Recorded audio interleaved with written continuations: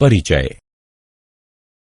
राज, आज मैं तुम्हें अपना घर अपने लैपटॉप की स्क्रीन पर दिखाऊंगा। सच? मैं देखना चाहूंगा। मैं अपने घर का पता दे रहा हूं।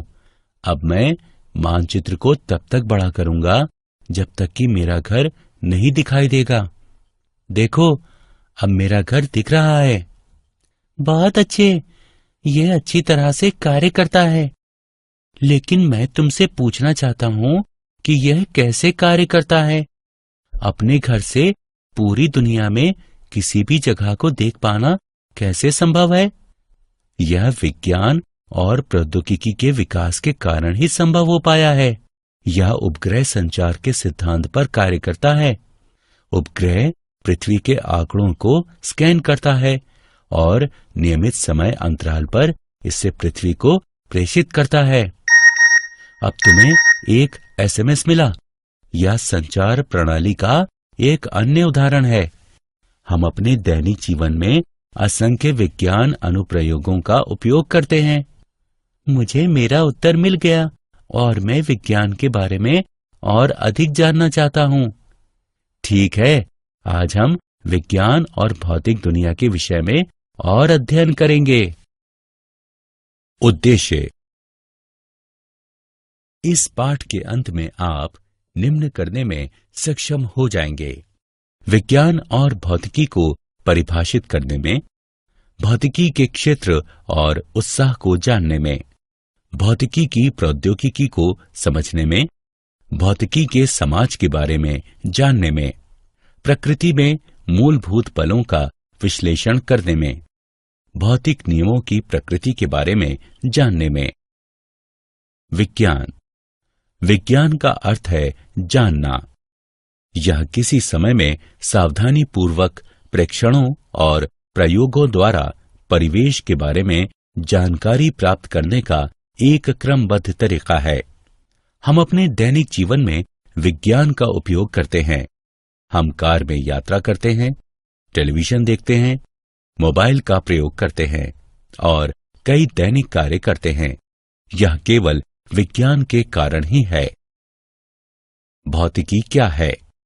प्रकृति और प्राकृतिक व्यवहार के अध्ययन को एक संगठित तरीके से विविध उपशीर्षकों में व्यवस्थित करना भौतिकी कहलाता है। इसकी कई शाखाएं हैं, जिनके नाम हैं यांत्रिकी, विद्युत, चुंबकत्व, प्रकाशिकी, आधुनिक भौतिकी आदि। 1900 से पहले की भौतिकी परंपरागत भौतिकी कहलाती है और 1900 से आगे भौतिकी को आधुनिक भौतिकी कहा जाता है। वैज्ञानिक दृष्टिकोण के 4 आवश्यक खंड हैं, जो इस प्रकार हैं: एक क्रमबद्ध तरीके से प्रेक्षण। 2 परिकल्पना करना। 3 परिकल्पना का विश्लेषण करना। 4 प्रस्तावित सिद्धांत को संशोधित करना। यह दृष्टिकोण सदैव समस्याओं को वैज्ञानिक तरीके से हल करता है। भौतिकी का क्षेत्र एवं उत्साह। किसी व्यक्ति के चलने से लेकर हजारों किलोमीटर दूर संप्रेषण तक भौतिकी का बहुत व्यापक क्षेत्र है। सामान्यतः भौतिकी को 2 भागों में विभक्त किया गया है: स्थूलदर्शीय। स्थूलदर्शीय पैमाना लंबाई का वो पैमाना है जिस पर वस्तुओं या प्रक्रियाओं का आकार ऐसा होता है जो नग्न आंखों द्वारा माप योग्य और अवलोकन योग्य होती हैं। सूक्ष्मदर्शीय। सूक्ष्मदर्शीय पैमाना आकार या लंबाई का वह पैमाना होता है जिसका उपयोग ऐसी वस्तुओं की व्याख्या करने के लिए किया जाता है जिन्हें नग्न आंखों द्वारा आसानी से देखा नहीं जा सकता और जिन्हें स्पष्ट रूप से देखने के लिए किसी लेंस या सूक्ष्मदर्शी की जरूरत होती है। भौतिकी ब्रह्मांड की पूर्ण समझ तक पहुंचने का प्रयास करती है। ये ऐसे मूल कणों का पता लगाने की कोशिश करती है जो उन द्रव्य बलों का निर्माण करते हैं जो ऊर्जा के व्यवहार और विविध रूपों को निर्देशित करते हैं। भौतिकी की प्रौद्योगिकी।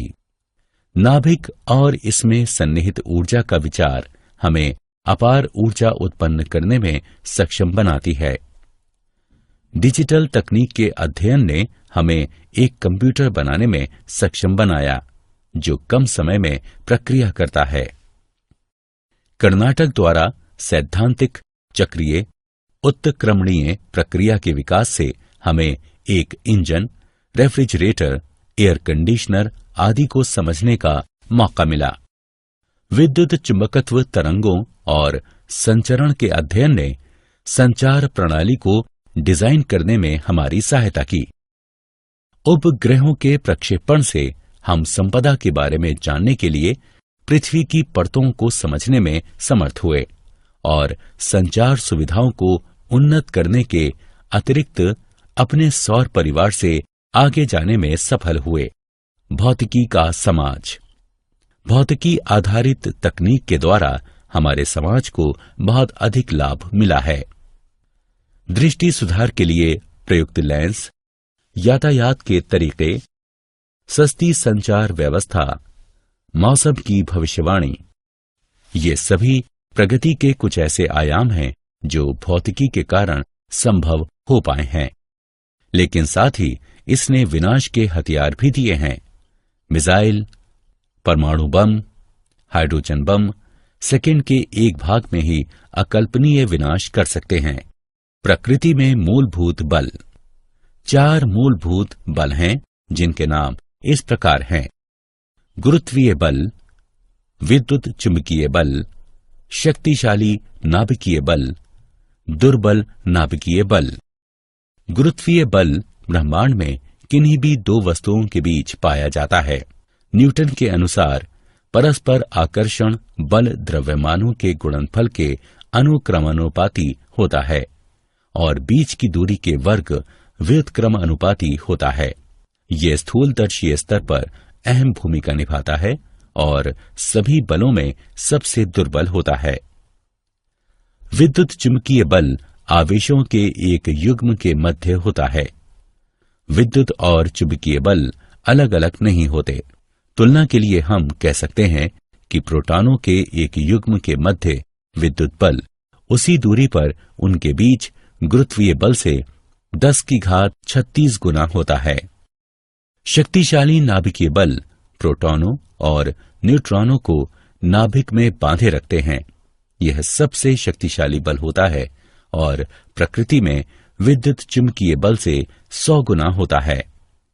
दुर्बल नाभिकीय बल कुछ अन्योन्य क्रियाओं जैसे बीटा क्षय में पाए जाते हैं और यह 10⁻⁻15 मीटर की कोटि तक की दूरियों में पाया जाता है। भौतिक नियमों की प्रकृति। विभिन्न बलों शासित किसी भी भौतिक व्यवहार में कुछ राशियां समय के साथ बदल सकती हैं, जबकि कुछ भौतिक राशियां समय के साथ नियत रहती हैं। ये राशियां प्रकृति की संदक्षी राशियां हैं। द्रव्यमान, आवेश, संवेग, ऊर्जा चक्र और दूसरी क्वांटम संख्याएं ब्रह्मांड में होने वाली घटनाओं को शासित करती हैं। ऊर्जा संरक्षण का नियम विविध रूपों में पाया जाता है। उदाहरण के लिए आइंस्टीन की द्रव्यमान ऊर्जा तुल्यता की अवधारणा और बंधन ऊर्जा के लिए उत्तरदायी द्रव्यमान क्षति ये पुष्टि करती है कि द्रव्यमान ऊर्जा का एक अन्य रूप है और संरक्षित रहता है।